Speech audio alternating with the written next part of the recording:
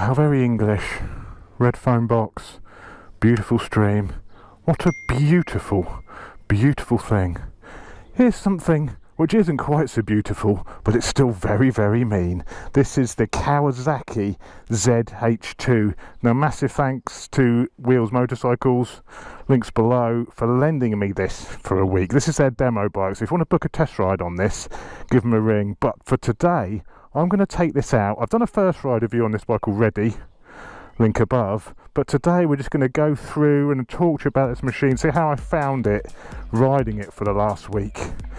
Okay, roll the intro, Tropsy, let's get into it. I've been riding this round for the last week or so.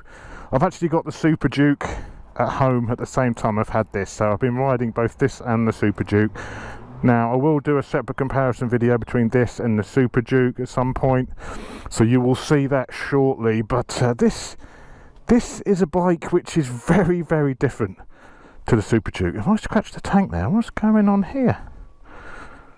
What scratches? You want me, governor, honestly. Oh, beautiful day, beautiful bike. Well, sorry. This bike, let's get it out, let's get the big thing out the way first.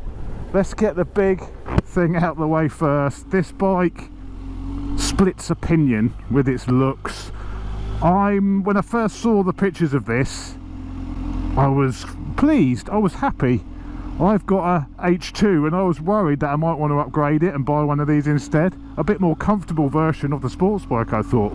But when I saw the photos, I was quite pleased that I wouldn't have to worry about having to sell my bike and getting one of these, because, you know, let's be honest here, this isn't the most beautiful of bikes. I mean, the looks are subjective with any bike. This is not, I wouldn't say, one of the best looking machines.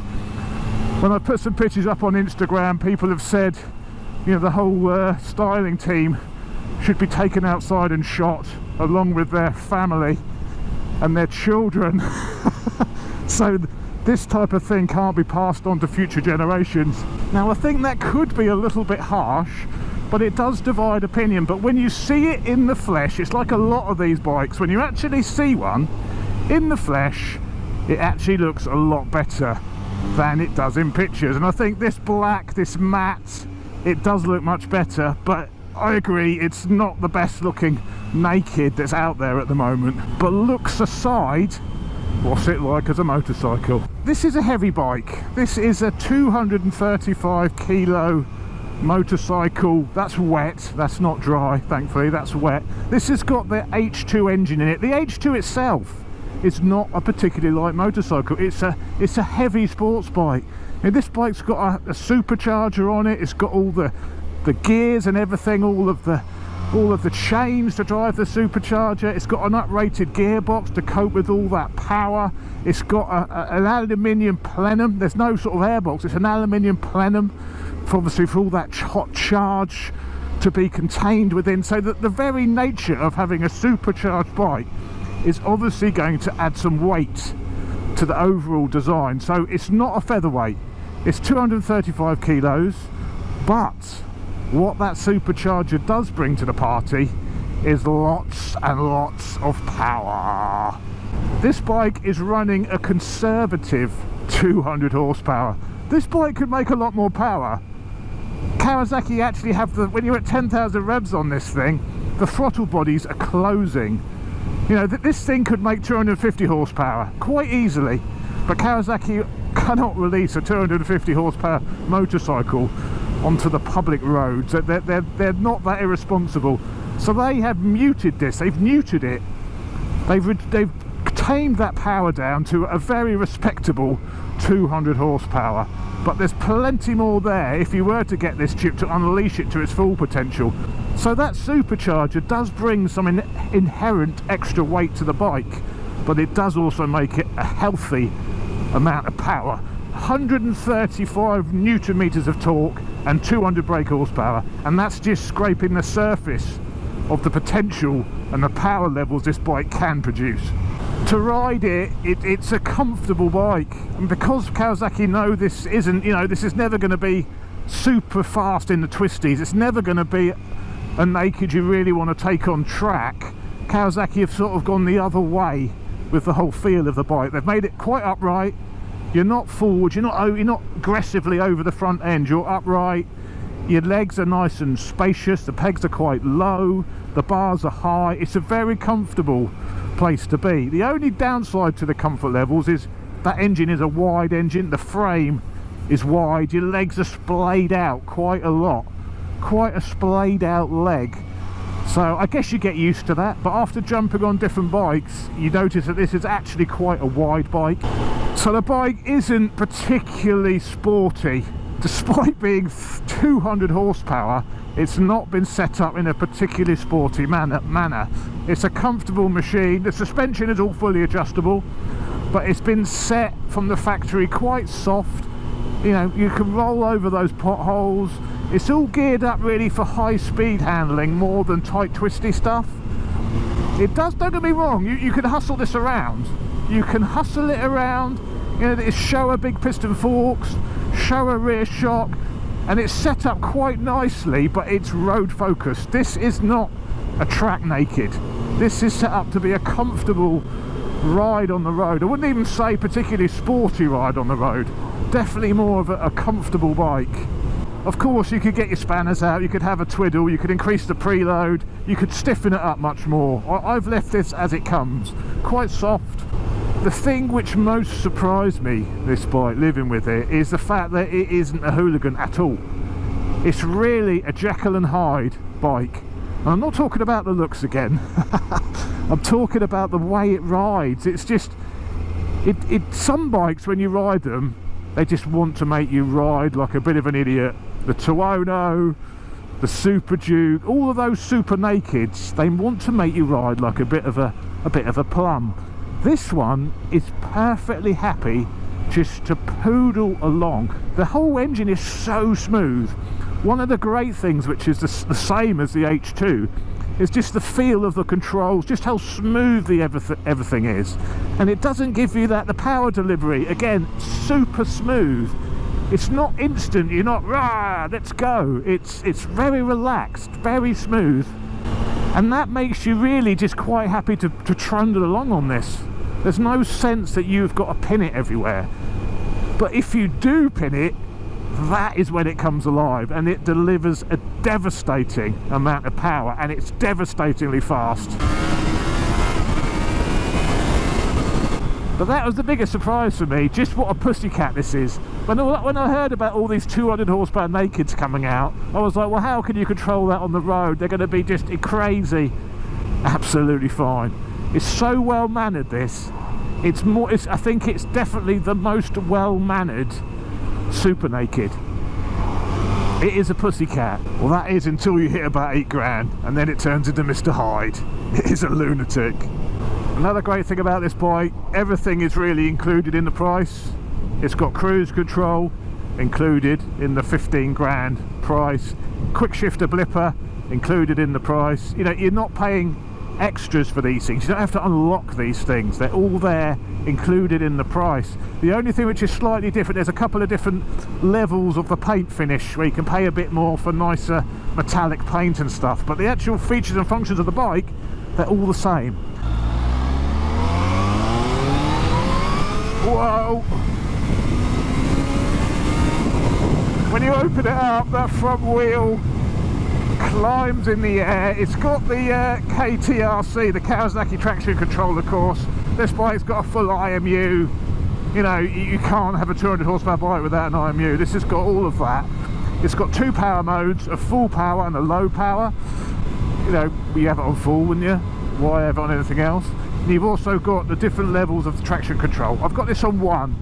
Wheelie control and traction control are all built into the same system.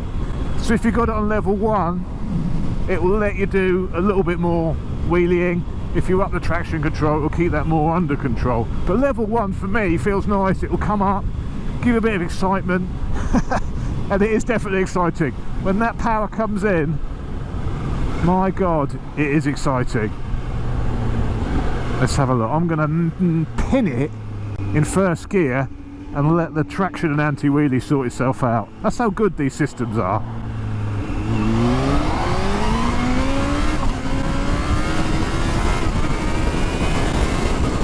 Okay, I didn't even pin it then. That was about 3/4 throttle, and already it was wheeling like an absolute banshee. When you get on that power, my God, does it go. Let's do that again from second. Power, power, it comes in, and then the wheel comes up. It shuts it down, then it comes up again. Ah!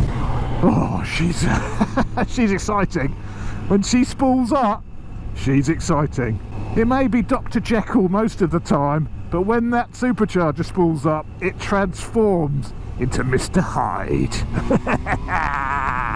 It does handle. We'll take it to some twisties in a minute.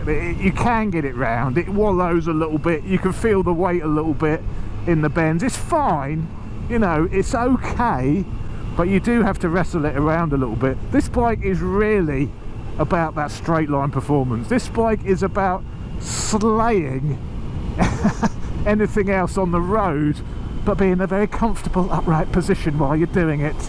Let's wait for some traffic so we get a clear run at the twisties. Oh, there's a police bike. That's handy. I'm glad I was going slowly. Must be doing that bike safe course thing. I'm glad I wasn't pinning it when they went past the other way. So here's some twisties. So let me try and convey what I mean about the handling. The pickup at the bottom end is, you know, it's a bit slower than the bottom. That's what makes it such a smooth, gentle beast. It's not too aggressive at the bottom. The brake feel is nice, but when you're changing direction quickly, you do have to give it some input to the bars, and on very slow bends it gets a bit wallowy, but I mean it's okay. I think probably it's just more a case of getting used to it, but you compare it to something like the Super Duke and it feels nowhere near as sharp. Nowhere near as sharp. There's a lot more flex, I think, in the actual chassis perhaps as well. It's not a track weapon. You can still enjoy yourself in the bends on the road, but after you've slain those sports bikes on the straight, you better be expecting them to come past in the twisties. Oh, the cricketer's in. We'll have to do a walk round in a minute. What's that green lane? No, that's someone's house. Steering lock, it's actually not bad. It's not too bad. Right, what we'll do, we'll just pull over in the pub and we'll give her a quick little walk around of her. So there she is, the Kawasaki Z-H2. This is the matte black with the red frame. It actually, in the red, I think it looks better than the green version, if I'm honest. It does. I've been a bit harsh. I'm sort of joking, really. It looks fine. The bike has a bespoke tubular trellis frame. This isn't just a copy of the frame from the Z-H2. This is dedicated for this machine, just for the naked version. So, as I say, they haven't just taken the frame, and the Z is all about being a naked bike. Here's the important stuff. Here's the supercharger bolted directly, and that will go around in a minute. You can see like the red inlet on there. This is why you've bought this bike, because of this supercharger. Now this is lifted straight off of the H2. The whole engine is the H2 engine. I mean, I have an H2. It looks like that. You know, this is it. If you look up here, you can see the aluminium throttle plenum. So as I say, this is all metal. This isn't like a plastic airbox. This is all, because it has to hold the boost pressure, it's all a metal plenum. So this is the sort of things which add weight to a supercharged bike. Brembo calipers, the M40 calipers, I think these are. The M4 calipers, they're not the top of the line ones, but they actually work very well indeed. Where I think they have gone slightly wrong with the styling of this bike is these little tiny headlights at the front, and then a massive expanse of plastic here. It's like a little sort of pod on the front of the bike. It looks very high. I'm not a fan of the front end. It's all there, full LED lighting. You know, it's got everything, LED indicators, full LED lights, but they just slightly missed the mark for me with the styling of that front end. But styling is subjective, so if you like that, you like it. I'll shut up. This is the air inlet that goes into the supercharger, and the right hand side doesn't have one. So a lot of things people pick up on is it's uneven. It's only got this inlet on the left, but all H2s are like that. The H2 was originally designed for one purpose, and that was to get the air directly into the supercharger. I didn't care how it looked. The most important thing was the air was fed in huge quantities directly to the supercharger. And you can see that air feed goes right down, and you can probably just see in there, that is the inlet side of the supercharger, the red supercharger housing. And if you take this off, you can actually see the impeller of the supercharger, all billet, all made in-house by Kawasaki. They designed this whole supercharger system. They haven't bought this in from outside. This is 100% produced by Kawasaki Industries. That is pretty cool. Left hand side of the engine, there's a lot of pipes, a lot of wires. It looks very complex, all of that engine on here, and I just think it looks a little bit untidy in a naked without the fairing. It's no surprise the bike is so quiet, because the end can is really rather large on this bike, and this bike hasn't got a single-sided swinging arm. That's one of the cost-cutting exercises I think went on with this bike. It's got a conventional swinging arm, double-sided swinging arm, as has the rest of the Z range. Let's have a little look ski under the seat. Under the seat you've actually got a little bit of room. It's another bike I can get my hand in. There's a little bit of room in there, not masses of room. You could get your sandwiches in there, flask of whiskey, you know, that's enough to keep you going. Again, it's quite unusual these days to actually have a bike you can carry some stuff with you on. I like that. It has a key just like the my H2, exactly the same key with the Kawasaki Industries on it. A nice quality key. So there we go, that's it. Let's jump back on. I think this bike really is, as I say, it's for someone who wants to go exceptionally fast. They want something a bit different. You know, they want some supercharged action. Why wouldn't you? It's a fantastic thing to have, a supercharger on a motorcycle. It's a novel. I mean, there's not many it's only Kawasaki who are making production bikes with superchargers on, and I think it's fantastic. Absolutely fantastic. I wish they'd bring it and put it onto some of their smaller capacity machines like the ZX6R and stuff like that. Supercharged. It would make 1,000 power within the 600 chassis. Amazing that would be. So I wish they'd do a little bit more with it, but this is definitely a step in the right direction, bringing the supercharger onto a naked. Brilliant. Genius. And I do see the attraction of this.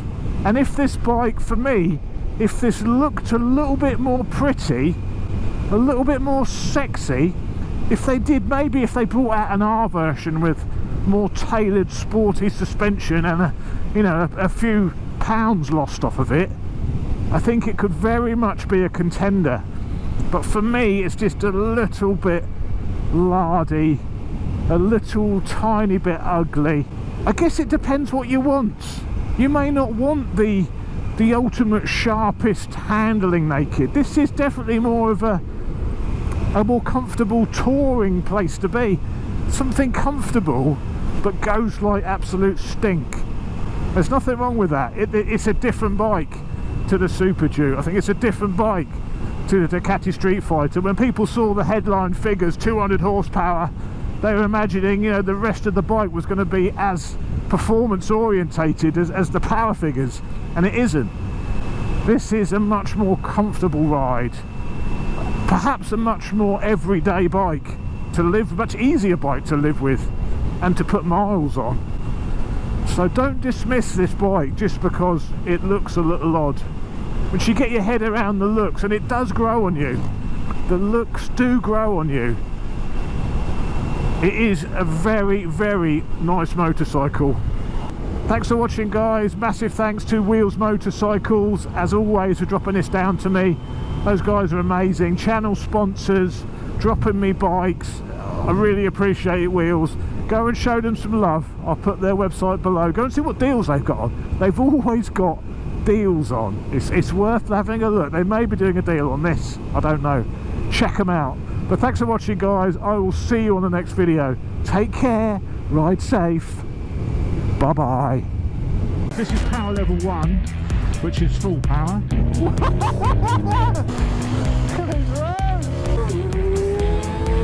Listen to me. Never mind getting beat up.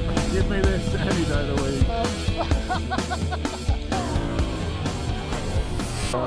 week.